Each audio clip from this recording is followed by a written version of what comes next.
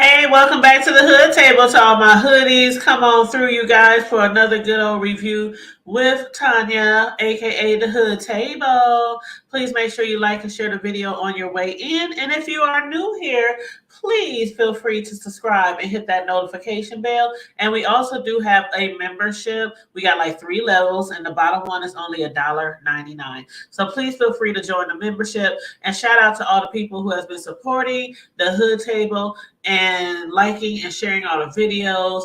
And also, man, you guys be sending me so much tea for these YouTube streets, these beef sector streets. So thank you guys for keeping me in the loop when I'm not always able to be around, because your girl do be over here working real hard, right? But anyway, on that note, I want to apologize first to all my Power Raising Kanan fans, because again, I have been a little behind on things, but the beef sector been beef sector red, y'all. I mean, the beef sector been beef sector red. So those who know. All right. The rest of y'all who don't know, child, it's a lot going on. But anyway, back to this review. We are now on season 3, episode 9 of Power Book 3, the spinoff, Raising Kanan, and the title of the episode was Home to Roots. Now, since we are a little behind, I'm going to give a little tiny bit of recap for episodes 7 and 8 and 6. Am I going to do a little bit of 6? No, I think I'm just going to 7 and 8. And then we're going to roll on into 9 and then look forward to episode 10, which will be out on the 9th. And also, side note, Ruthless fans, okay, I got y'all. 3 new episodes came out in one day the other day. So we are going to be reviewing those 3 episodes really soon. For all my Ruthless fans, make sure you get to my Ruthless Facebook page too as well. I will be dropping the link in the chat and in the comments section, because we got a lot of fans over there in my Ruthless Facebook group. Child, it'd be okay. Anyway, back to Raising Kanan. Now, so we're at season 3, episode 9. But again, a little bit of recap on episode 7 and episode 8. So basically, where we at right now? When episode 7 had started, it was called "Where Are All the Guilty?" Now, in that episode, you can recall how Rock had to make another deadly decision thanks to Lulu. Thanks to Uncle Lulu. And I like Uncle Lulu. Matter of fact, when the show first started, season 1, I was feeling Uncle Lulu way more than I was feeling Uncle Marvin. But now I am feeling Uncle Marvin a lot more, especially since he has changed and softened up to his daughter and really stepped up trying to be the father that he should be. But Lulu he is spiraling out of control. So again, thanks to Lulu getting, white girl wasted and running his mouth to Scratch Mom about his murder. But he really does need some help right now. I agree with Marvin that Lulu, he's still family, and he needs his family to support him. I mean, it's only the 3 of them. It's only the 3 of them rocking her 2 brothers. But from all the demons of all the people that he's killed that are hunting him, I think he still needs his family support. Unlike Rock, she just think, they just need to toss him away, throw him away. But a lot of the things that he has done in his past was because of his big sister. She had him doing things when he was a teenager. Okay, when it comes to all them demons that are hunting him when he was a teenager. But lately, he's been keeping himself at the bottom of a liquor bottle. All these demons have been attacking him and keeping him at the bottom of a liquor bottle. He's been seeing ghosts. You saw the episode where he was seeing Scrap sitting right next to him in the studio. He was like, oh, hell no. But while Marvin is trying to convince Rock that Lou really needs them, the older white lady at the club, I can't remember her name, but at club Cafe Vu, I really like her. But she's now looking out for Famous while Lulu is out there. He's just not mentally able to support Famous at this time, in his musical career, his musical aspirations. So, the white lady at the club, she feels kind of bad for Famous, and she sees his potential. So she tells him, he can continue to work there just so long as he can help around in the club, which he agrees to. But yeah, Fame is right now using a recording studio, and he's doing a little this and that around there, washing the little dishes, cleaning up, sweeping a little bit, taking out the trash, whatnot. But as far as in episode 8, that one was called Reckoning. And we saw our girl Jukebox. She done got herself the lead singer position for their new group called Butter, as she should. And yes, that other singer named Crystal is jelly. She is just hating on her and stabbing her in her back. She even went so far as to not only start sleeping with Juice, a cousin Kanan, but to try to cause division amongst them. She also got a crew of girl thugs, a little gangsters, together to jump Jukebox down to the subway. Child, if Jukebox ain't from the hood, if she wasn't, from the family that she was from, child, she was up there whipping ass and taking names. Now, she still had a few bruises. But she was able to still make it to the studio on time for practice. But Kanan, he has also fully adapted to his new hustling heroin partnership with Snaps and Pops and a whole bunch of other people. He's also putting his foot down where it comes to his mother, Raquel. Rock done pulled up on Snaps and Pop and warned them to stay away from her son, Kanan. And I seriously doubt that she will ever get through to them. Because as serious and deadly as Rock may be, it seems like Snaps and Pop is the same way. And they some OGs. They some triple OGs. They ain't even got people out there in the streets anymore. They still making money on top of money, making money. They talking about they don't want nobody fucking with their 401k. And they don't take too kindly to threats. And neither does Kanan. Neither does Kanan, though. So, once again, Rock done set Kanan up. This time the caseworker, she came to his little apartment, the apartment that he done took over from his homeboy Famous. Like, how you gonna put somebody out their own crib? That shit gets me. That's why I said the other episode that, man, Fame, he got it in him. He done already put down somebody. He got it in him. I think he need to step to his friend. Like, you supposed to be my friend, my homeboy. We done came up together and you treat me like this and disrespect me and treat me worse than a dog on the street. And then you put me out my own apartment.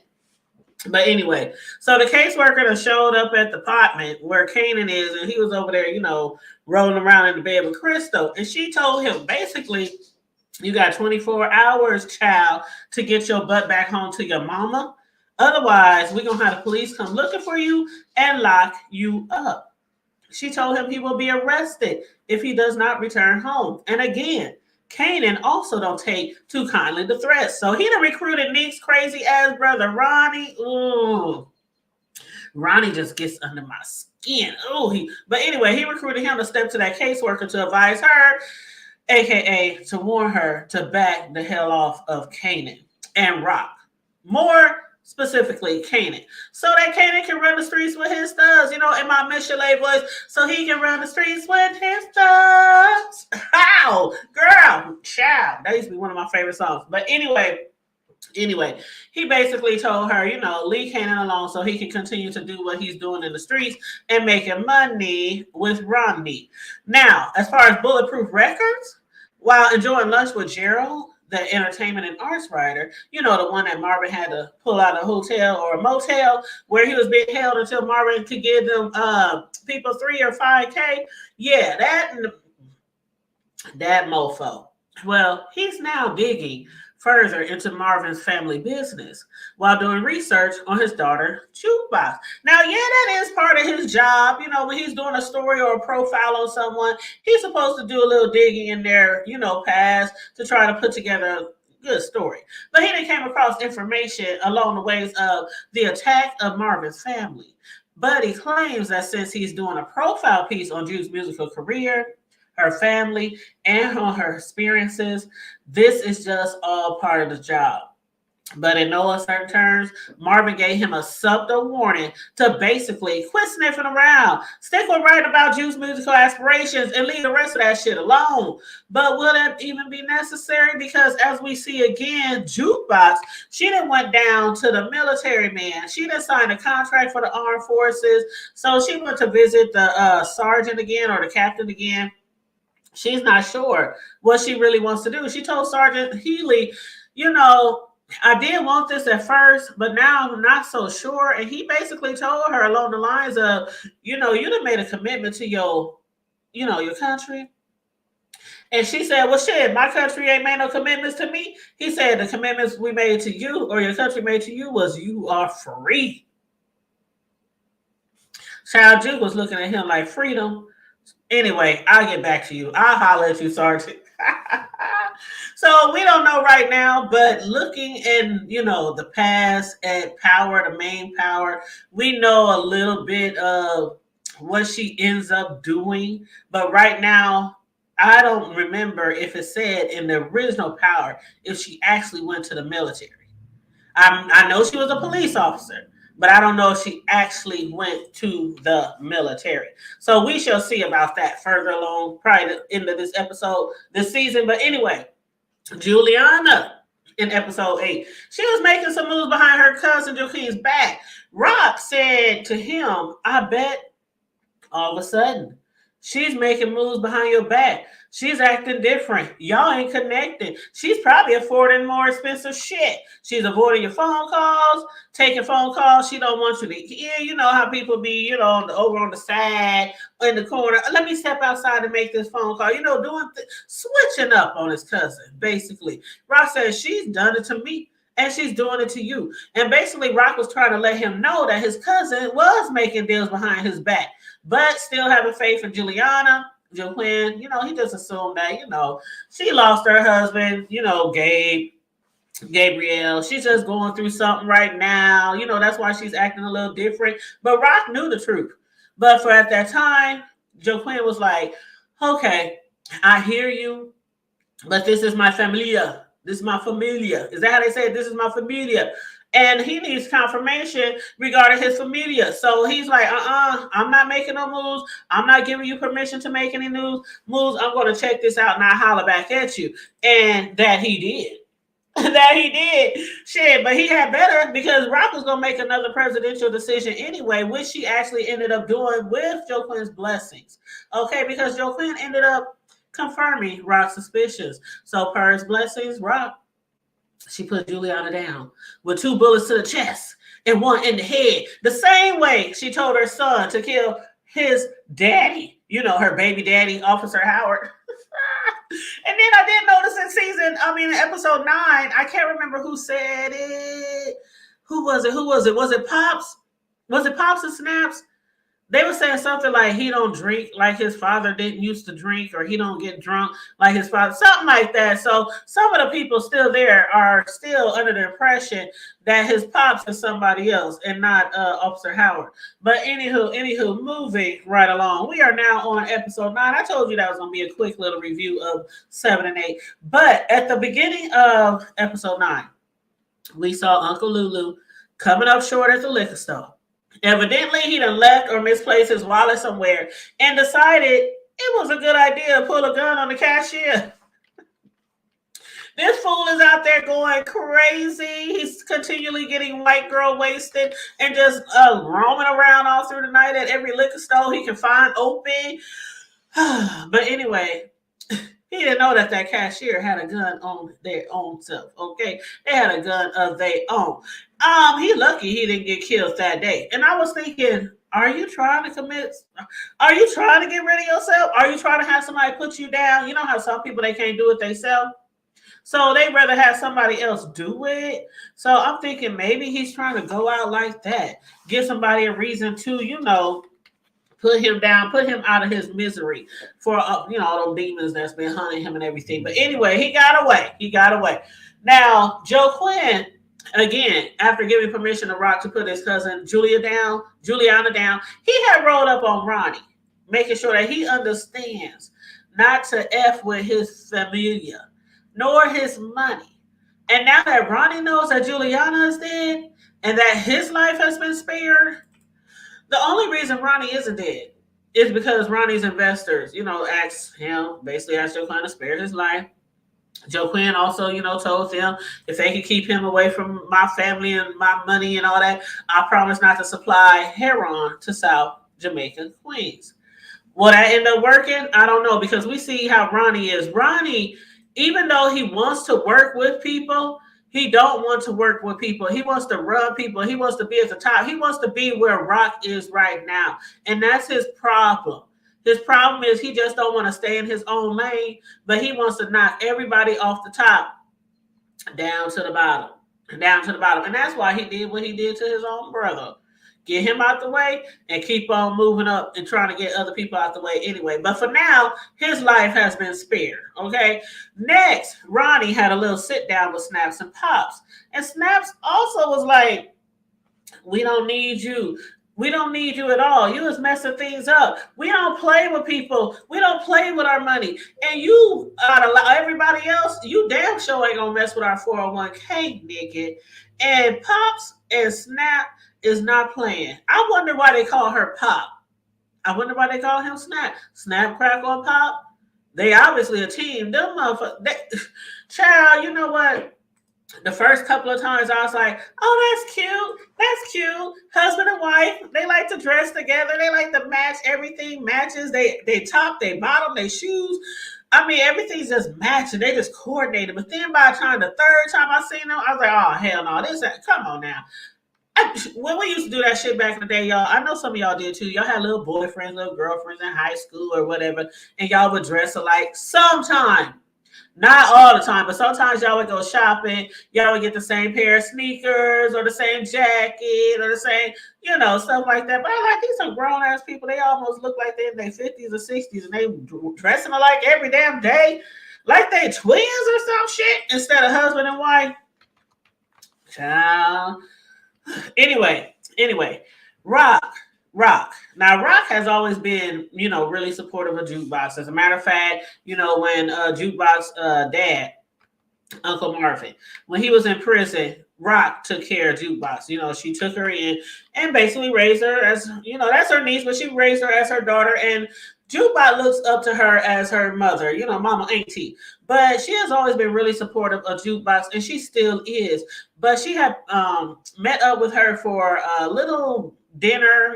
Actually it was brunch, but even though Rock didn't eat shit. But they met up at a diner, and Rock was basically letting her know still, behind you 100%. I support all your endeavors, whether you're trying to make it in this music career, because she is very, very talented, and everybody knows that she could make it into that musical career. But then Rock received something in the mail that she thought was from Kanan because it had some military stamp on it.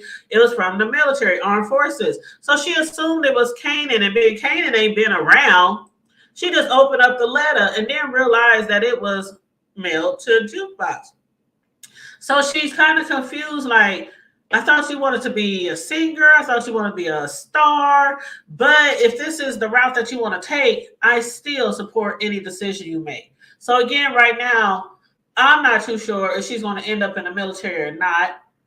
I'm not too sure if she's going to have a small career with this group Butter, or if she'll go solo. We didn't know a lot about her background, in Power One. Matter of fact, I don't even know if they had planned for her to even be in any other spinoffs of Power when they created her first character, the first storyline. So I'm not sure if this was always planned for her to be in season 3 or, any other seasons afterwards to any other spinoff. I don't know. But I am looking forward to the moment where she gets from where she is now and ventures off to who we found her to be in Power, the main Power. Okay, that janky cop. All right. Anyway, but for the meantime, she's still going to support her. Now, the group Butter and Jukebox, they did an awesome job at that performance at the mall. They did a good job. I was like, now Jukebox, I'm going to have to tell y'all this. I never knew of Jukebox before this show. The real character, the real person. But she has an amazing voice. I mean, she has done so many things like plays and all kind of different performances, and I think she's actually working on her own, like real music CDs and music, her own stuff. Being a solo artist, and child, she has an amazing voice. I watched a lot of videos on YouTube once I realized that she really can sing. But anyway, back to this performance, they did really good, even with all the division, the jealousy, and in Drew's case, even the bumps and bruises from when she got jumped in the subway. But they did put on a really nice performance, for their first act at the mall. And sure, they felt pretty good, pretty proud of themselves, including their manager. Because she was on their neck, boy. She was on their neck. Because she even told Juke and the rest of them, Juke might be the lead today, but that could change tomorrow. You got to earn that spot. Earn your keep. But anywho, everything was going really good up until Kanan and his mother. Kanan and his mother kind of had a few words, regarding Kanan's now lack of work and him not being at home and, different things like that. But oh boy, did y'all see how Uncle Marvin reacted after seeing Kanan talk to Rock like that? Man, you know how, child, I got sons. So, and I also got brothers and cousins. So, you know how it is when they see your son talking to you some type of way, they want to get on their neck. Like, who you think you talk to? That's my sister. But Marvin just was like, you know what? You let him talk to you like that? What kind of shit? He's looking like, this ain't my sister, Rock. She ain't letting her son talk to her and disrespect her like that and then walk out of here like she's just some chick on the street that he's upset with. But yeah, after explaining to his mother that he's now under the impression that she killed me, then had the Italians burn his body in order to get his work, Kanan was like, whatever, you ain't gonna tell me what to do. You ain't gonna tell me when I'm done. You can take work and stop this right now, but I ain't done yet. Kanan ain't done yet, as we all know from, the Kanan who we met in the original Power. We all know that he wasn't done yet. He was like, one monkey don't stop no show. But Barbara's like, hold the fuck up. I know you ain't allowed my nephew to talk to you like that. But not only that, right after killing their first performance, Juke and the ladies thought that the white man who approached them, they were there, interested in a record deal. They thought they was from a record label. But instead, it was Special Agent Preston Tanner from the FBI and Detective Arthur Ogden from the NYPD, there to ask Jukebox some questions regarding her family's connection to, organized crime and other criminal activity. Child, then to come to find out, the entertainment and arts writer, his ass done broke down, crying and snotting, confessing to Marvin that he's been working with the authorities to put together a case against Marvin and his family. Man, when Uncle Marvin arrived at the ER after Gerald called him, he was so concerned. Like, what's going on? What happened? Who's hurt? Gerald's daughter, Alice, accidentally drowned in the tub under his care. His daughter, she was old enough to take baths by herself, but he said she must have slipped in the tub and drowned. So he was there really distraught. And not only was he really distraught, but he was like, I have no reason to live. I have no reason to go on. He's probably feeling like their brother right now. He's like, the kids that he got left, they're going to go to CPS. His daughter that just died. They talking about he's facing prison. And then he puts, oh my God, he dropped the big one on. He dropped a bomb on him. Then he tells him that he was also working with the FBI and the NYPD in order to set his family up. Child, so they was trying to set him up. They didn't get anything from him though. Because Marvin really didn't tell him nothing, so he really had nothing to give. So being that he don't really have nothing to give, he don't really have no reason for them to keep him out of prison. He was like basically thinking his life is over. And then Jukebox, they had her down at the police station at the precinct, and they trying to get in her head and trying to get her to flip on her family. Shit, they obviously don't know who our girl Jukebox is. They obviously don't know her too well. She ain't the main antagonist in this season or in this whole spinoff period. She ain't the main antagonist right now, but she family is family. Family is family, and she got her family's back regardless of whatever they doing because they've always had her back. Her daddy didn't always have her back, but like I said, I'm liking him a lot more now. Now that he ain't trying to, bang her in her head and knock her around because she's gay, because she, lesbian or whatever. But anyway, I wonder how. Let me say this. Child, okay, first of all,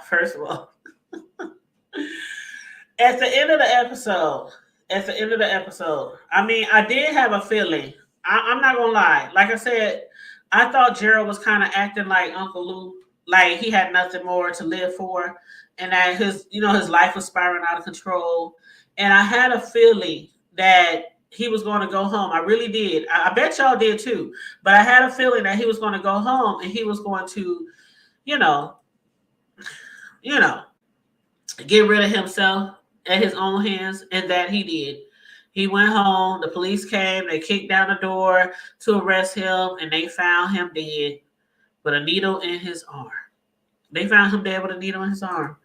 Now, my question is, are we going to find Lulu dead in episode 10?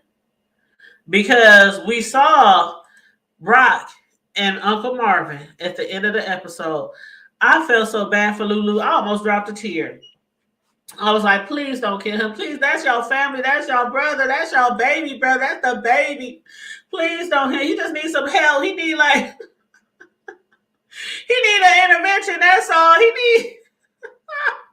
Take him to one of those bougie treatments, those bougie treatment centers or something, and get him some help. So I'm not too sure what they're gonna do, but Lulu, he was up there like, please, man, if y'all gonna do this, to me, and y'all gonna take me out here in the middle of nowhere and do this to me, please just don't leave me alone. Don't leave me alone. That's the worst thing you can do to anybody, is take them somewhere and get rid of them and push them down. And then they're just out there in the middle of nowhere with all the elements, like animals, heat, cold. You just out there alone and by yourself. So we shall see. Well, y'all let me know what y'all think. See, and a small part of me is saying they are going to take him somewhere to some type of addiction treatment center. That's what I'm thinking, that they're taking him somewhere to admit him. But I'm not sure, because they wasn't giving off as they cared, or if they were listening to him, or if they was feeling sorry or pitiful for him. Even Uncle Marvin at the very end, he gave him a bottle of liquor. And see, that's where I kind of thought that they was taking him to a treatment center, because I'm like, okay, sometimes when people go to a treatment center, they be like, okay, I'm going to take one more hit. I'm going to take one more drink. I'm going to take one more smoke. I'm going to pop one more pill. And then that's it. And then I'll go. So that's another reason why I kind of thought, because if he was about to die, that little taste of liquor that he gave him ain't going to stop no pain.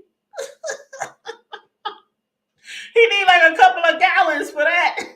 So that's what I'm thinking. Maybe they give him, his last taste of liquor before he goes in to be admitted and, get help to get clean. But again, y'all let me know what y'all think gonna happen in next season, which is going to be on the 9th, by the way. And that'll be episode 10 of season 3 of Power Raising Kanan, the spinoff. And on that note, y'all, thanks for tuning in. I hope you enjoyed the review. Make sure you guys like and share the video and subscribe to the Hood Table if you are new here. And again, for my Ruthless fans, I will be doing a Ruthless review. Probably either, if not tonight, then it'll be tomorrow, and it'll be over the first newest 3 episodes. I think it's episode 11, 12, and 13, I think. So make sure you guys have that notification bell hit so you receive the notification of when I'm going to go live. And on that note, stay safe, be blessed, remain vigilant at all times, and always remember to keep it hood. I'm out.